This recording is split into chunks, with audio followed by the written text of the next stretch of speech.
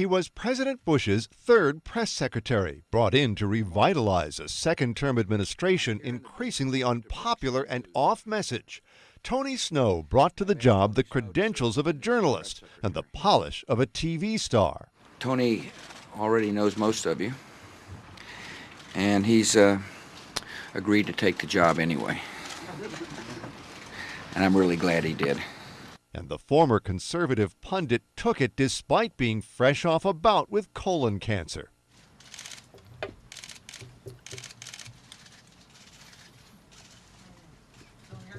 No, just having gone through this last year, and I said this to Chris Wallace, was the best thing that ever happened to me.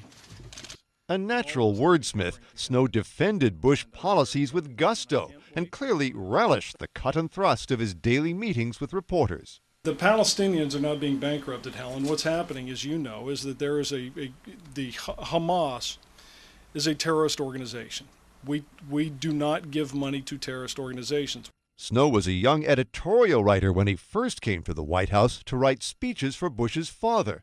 But most Americans got to know him through TV as the genial but acerbic host of Fox News Sunday. At the White House podium, Snow was an unflinching Bush booster.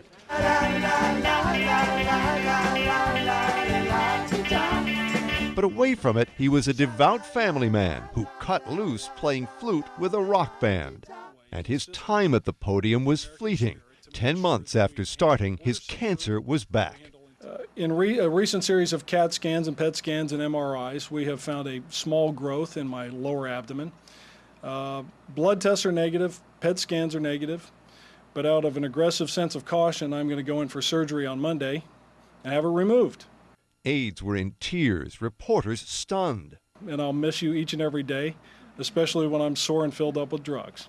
Snow eventually handed the job to his deputy, Dana Perino, but not before telling a banquet of White House correspondents Washington's not the snake pit it's cracked up to be. It's a small town where we are quite often bound together by extraordinary experiences and the unique honor of sitting in a seat of government of a nation that not only remakes history, but also defines what it means to be a good country. Looking out at the great and the good that evening, he offered this advice: if you see someone in need, do some good and pass it on. Mark Smith, The Associated Press, The White House.